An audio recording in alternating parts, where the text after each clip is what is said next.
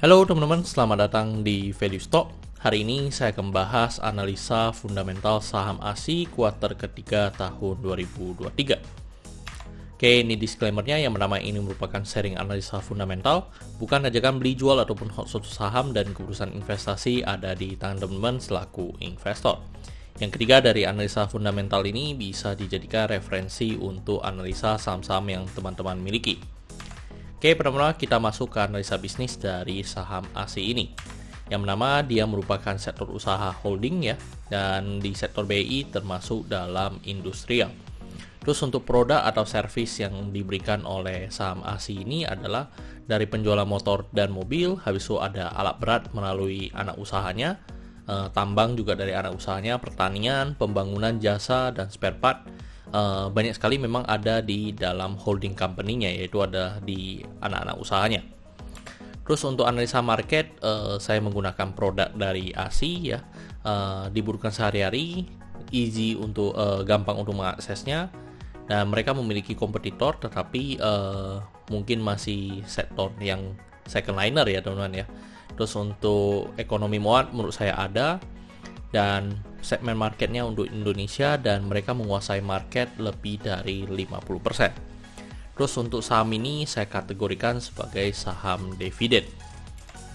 Untuk analisa GCG-nya dimiliki oleh ownernya dimiliki oleh Jardine Cycle.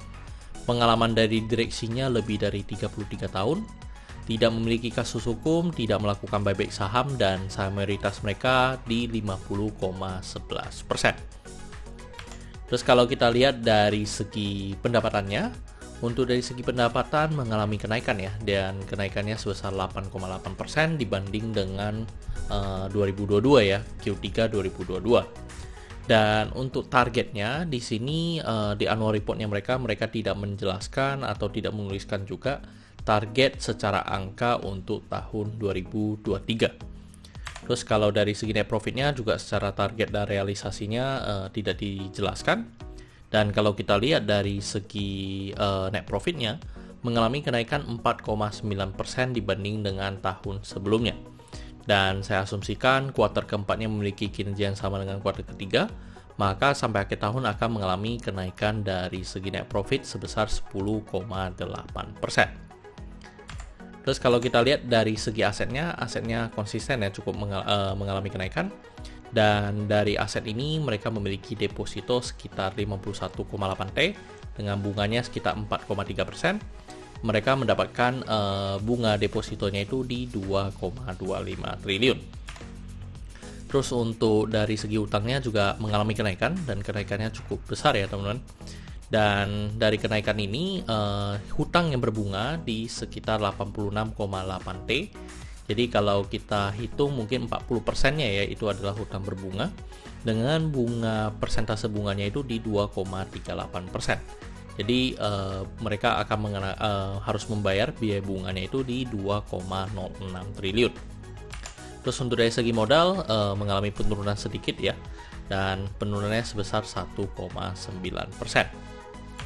Terus kalau kita lihat dari rasio keuangan, yang pertama dari net profit margin di 10,66%, PER-nya di 6,38%, PBV-nya di 1,15%, DER-nya di 106,9%. Jadi secara DER sudah tinggi ya, cukup tinggi.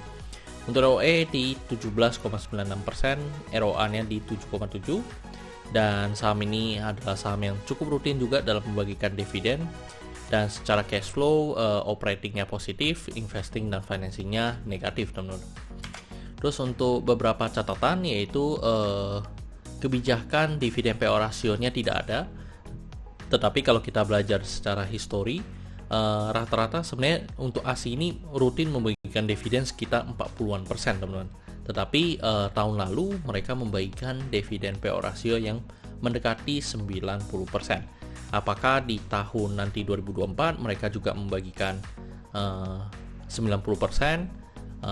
Itu kita masih belum tahu ya teman-teman ya, karena memang secara annual reportnya mereka tidak jelaskan detail terkait berapa persentase yang akan mereka bagikan menjadi dividen payout ratio-nya.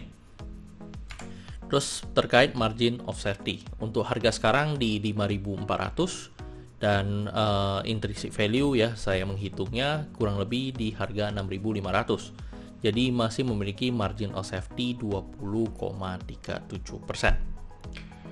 Dan ini kesimpulannya. Yang pertama dari produk dan jasa, saya lihat untuk saham ini punya prospek, yes ya, mereka punya pengalaman juga di bidangnya. Revenue dan net profitnya apakah capai target? Sebenarnya secara target mereka tidak tetapkan, tetapi kalau kita banding dengan tahun sebelumnya, menurut saya pasti jauh lebih baik. Jadi saya berikan status yes. Untuk asetnya menurut saya cukup produktif, hutang berbunganya rendah, 40% aja hutang berbunga, jadi menurut saya masih oke. Terus untuk ROE-nya lebih dari 7%, yes. Margin of safety-nya positif, dan dividennya lebih dari 7%, iya ya teman-teman. Tetapi kita harus lihat lagi sampai nanti ROPS di tahun depan, apakah mereka membagikan keseluruhannya atau hanya mendekati 50% lagi teman-teman.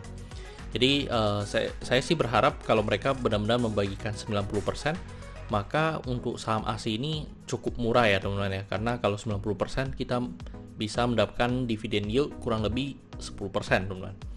Terus untuk sahamnya murah, menurut saya di harga sekarang cukup murah teman-teman. Jadi kesimpulannya adalah 10 dibanding 10, dan pertanyaannya adalah apakah saya akan membeli saham ASI ini. Untuk saham ASI ini saya mulai cicil ya teman-teman ya. Saya sudah mulai cicil beli karena menurut saya harga sekarang cukup murah ya. Jadi untuk saham ASI ini saya sudah mulai ada masuk ya. Oke teman-teman, saya rasa cukup sekian untuk video kali ini. Jangan lupa untuk like dan subscribe. Jangan lupa juga untuk follow saya di Instagram saya di royken13, dan teman-teman bisa join grup Telegram saya di Value Stock. Untuk linknya teman-teman bisa dapatkan di kolom deskripsi. Dan jika teman-teman tertarik untuk belajar value investing, teman-teman bisa mengunjungi website saya di valuestock.id. Oke teman-teman, see you in the next video. Bye-bye.